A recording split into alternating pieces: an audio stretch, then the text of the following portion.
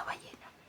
Los hechos relativos a estas apariciones, consignados en los diferentes libros de a bordo, coincidían con bastante exactitud en lo referente a la estructura del objeto o del ser en cuestión, a la excepcional velocidad de sus movimientos, a la sorprendente potencia de su locomoción y a la particular vitalidad de que parecía ser dotado.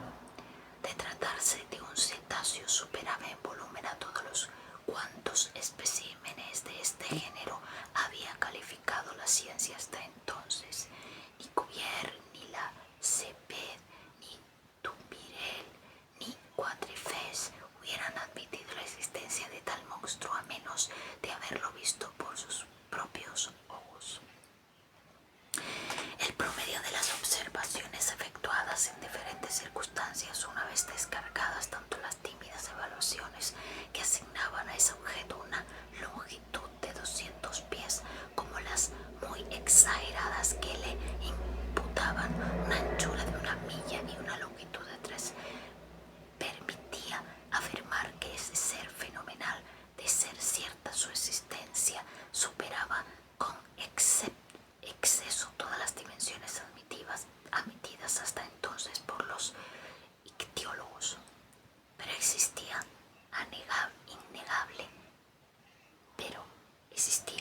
innegable era ya el hecho en sí mismo, y dada esa inclinación a lo maravilloso que existe en el hombre, se comprende la emoción producida por esa sobrenatural aparición. Preciso era reanudar a la tentación de remitirla al reino de las fábulas. Efectivamente, el 20 de julio de 1866, el vapor Governor Hudson de la Calcutta and Barge Steam Navigation Company había encontrado esa masa móvil a 5 millas al este de las costas de Australia. El capitán Baker creyó al pronto hallarse en presencia de un escollo desconocido y se disponía a determinar su exacta situación cuando pudo ver 2 columnas de agua proyectadas por el inexplicable objeto elevarse silbando por el aire hasta 150 pies. Forzoso era pues concluir que de no estar el escollo sometido a las expansiones intermitentes de un geyser, el Governor Hudson había encontrado un mamífero acuático desconocido hasta entonces, que expulsaba por sus espiráculos columnas de agua mezcladas con aire y vapor. Se observó igualmente tal hecho el 23 de julio del mismo año en aguas del Pacífico, que el Cristóbal Colón de la West Indian and Pacific Steam Navigation Company. Por consiguiente, el extraordinario cetáceo podía trasladarse de un lugar a otro con una velocidad sorprendente, puesto que a 3 días de intervalo tan solo el Governor Hudson de Cristóbal Colón lo habían observado en 2 puntos del mapa separados por una distancia de más de 700 leguas marítimas. 15 días más tarde, a 2000 leguas de allí, el Helvetia de la Compagnie Nacional de Shannon de la Royal Mail, navegando en sentido opuesto por la zona del Atlántico comprendida entre Europa y Estados Unidos, se enseñaron mutuamente al monstruo a 42 grados 15 de latitud norte y 60 grados 35 de latitud al oeste del meridiano de Greenwich. En esa observación simultánea se creyó poder evaluar la longitud mínima del mamífero en más de 350 pies ingleses, dado que el Shannon y el Helvetia eran de dimensiones inferiores, aun cuando ambos midieran 100 metros del tajamar al codaste. Ahora bien, las ballenas más grandes, las que frecuentan los parajes de las islas Aleutinas, la Ulamak y la Umukulik, no sobrepasaban los 56 metros de longitud, si es que llegaban a alcanzar tal dimensión. Estos sucesivos informes, nuevas observaciones efectuadas a bordo del transatlántico, la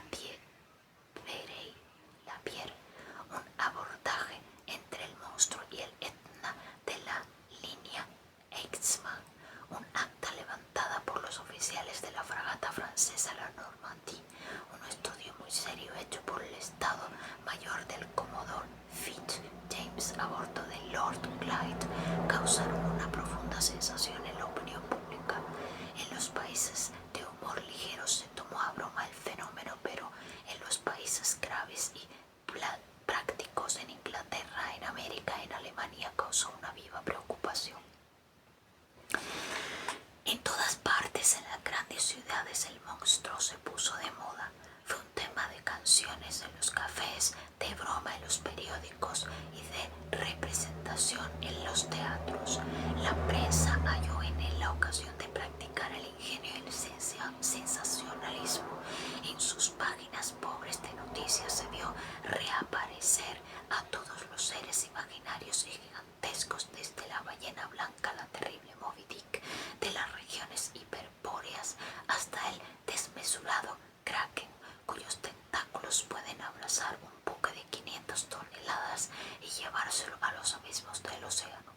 Se llegó incluso a reproducir las noticias de los tiempos antiguos, las opiniones de Aristóteles y de Plinio, que admitían la existencia de tales monstruos, los relatos noruegos del obispo Pontoppidan, las relaciones de Paul Hegente y los informes de Harrington, cuya buena fe no puede ser puesta en duda al afirmar haber visto hallándose a bordo del Castilian en 1857 la enorme serpiente que hasta entonces no había frecuentado otros mares que los del antiguo Constitucional.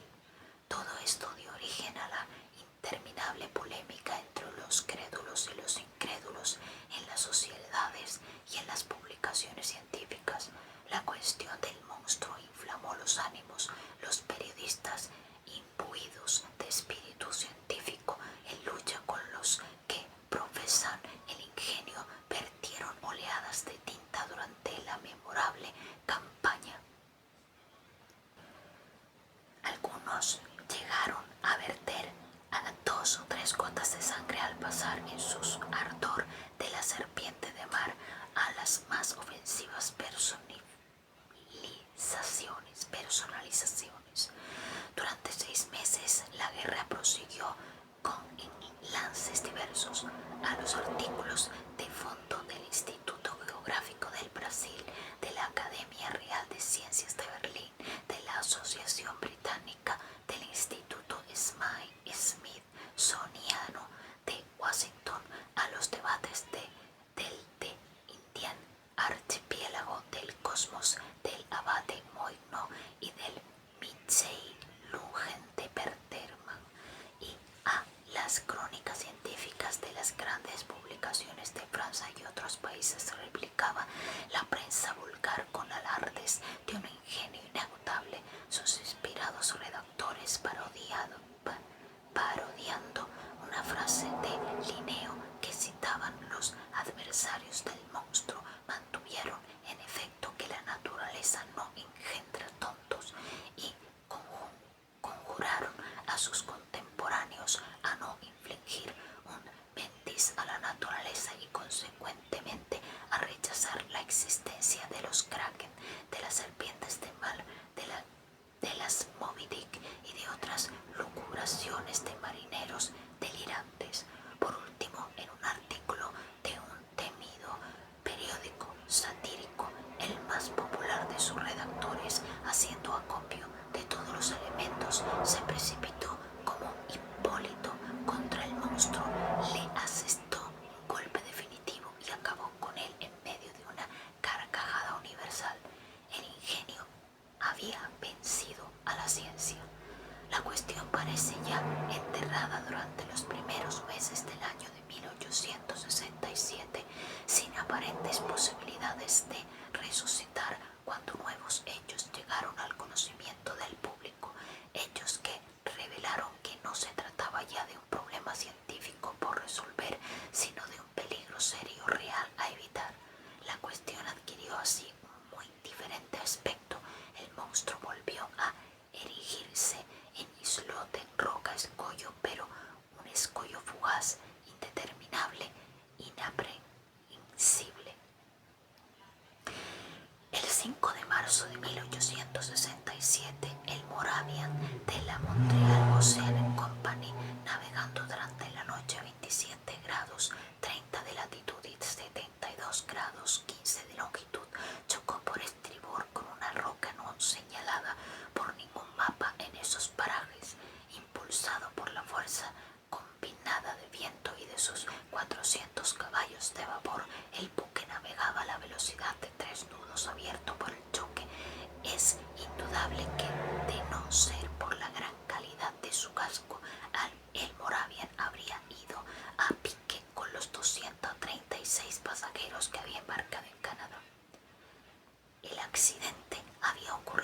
las 5 de la mañana, cuando comenzaba a despuntar el día.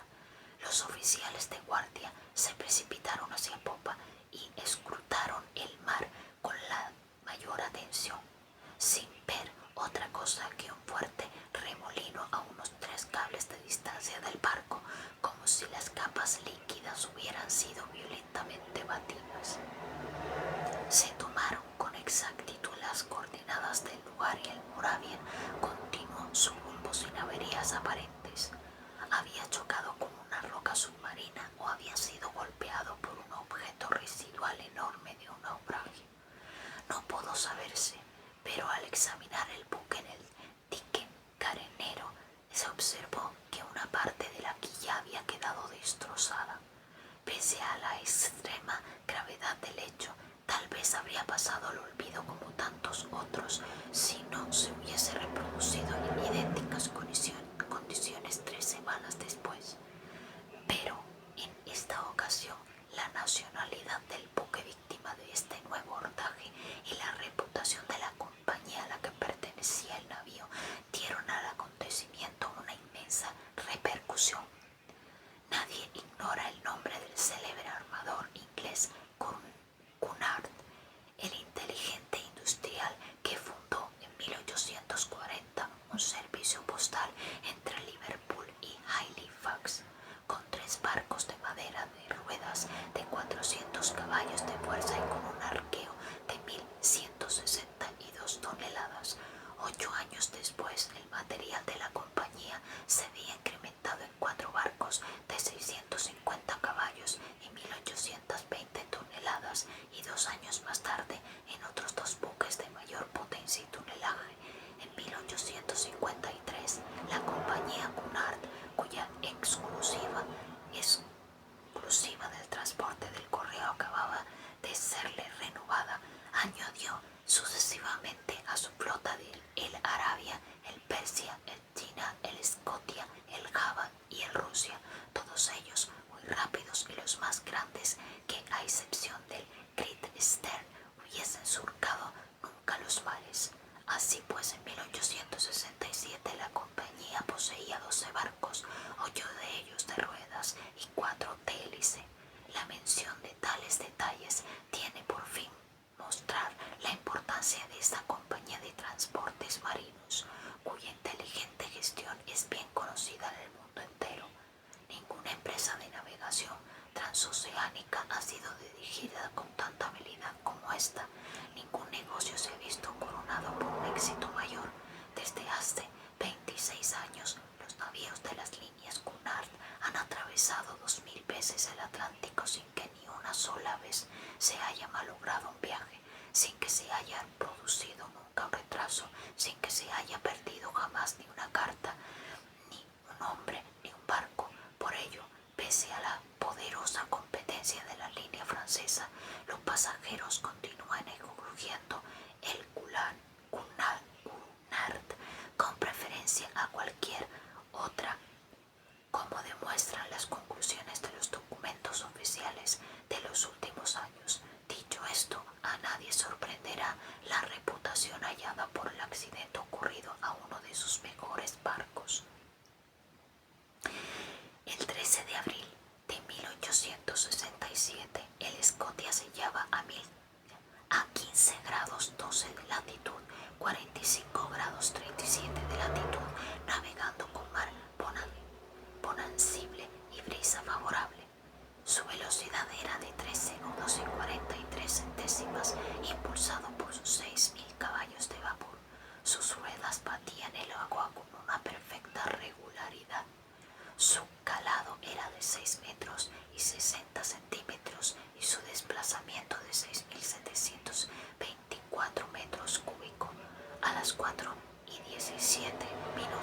de la tarde, cuando los pasajeros se hallaban merendando en el gran salón, se produjo un choque poco sensible, en realidad en el casco del Scotia, un poco más atrás de su rueda de babor.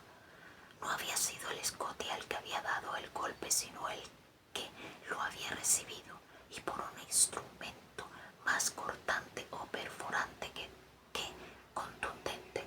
El impacto había parecido tan ligero que nadie a bordo se habría inquietado si no hubiese subido al puente varios marineros de la cala gritando: «¡Nos hundimos, nos hundimos!».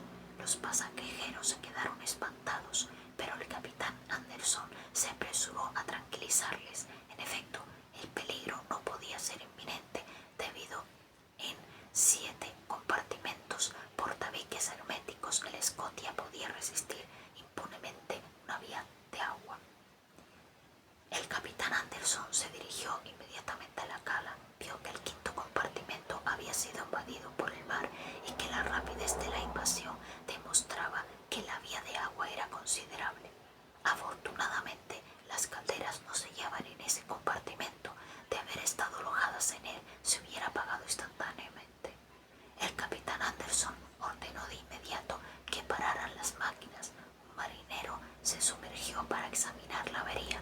Algunos instantes después pudo comprobarse la existencia en el casco del buque de un agujero de unos 2 metros de anchura. Imposible era cegar una vía de agua tan considerable, por lo que el Scotia, con sus ruedas medio sumergidas, debió continuar así su travesía. Se hallaba entonces a 300 millas del Cabo Clear, con un retraso de 3 días que inquietó vivamente a la población de Liverpool. Consiguió arribar a las dársenas de la compañía. Una vez puesto el Scotia en el dique seco, los ingenieros procedieron a examinar su casco, sin poder dar crédito a sus ojos, a lo que vieron sus ojos. Como a 2,5 metros por debajo de la línea de flotación se abría una desgarradura regular en forma de triángulo isósceles. La perforación de la plancha ofrecía una perfecta nitidez. No lo hubiera hecho mejor una taladradora. Evidente era, pues, que el instrumento perforador que él había producido debía de ser de un temple poco común, y que tras haber sido lanzado con una fuerza prodigiosa, como la atestiguada la honradación de una plancha de 4 centímetros de espesor, había debido retirarse por sí mismo mediante un movimiento de retracción verdaderamente inexplicable. Tal fue este último hecho, que tuvo por resultado el de apasionar nuevamente a la opinión pública. Desde ese momento, en efecto, todos los accidentes marítimos sin causa conocida se atribuyeron al monstruo. El fantástico animal cargó con la responsabilidad de todos esos naufragios, cuyo número es desgraciadamente considerable, ya que de los 3,000 barcos cuya pérdida se registraba anualmente en el Veritas, la cifra de navíos de vapor o de vela que se dan por perdidos ante la ausencia de todas noticias ascienden a no menos de 200. Justa o injusta, se acusó al monstruo de tales desapariciones, al revelarse así un día más peligrosas cada día más peligrosas las comunicaciones entre los diversos continentes.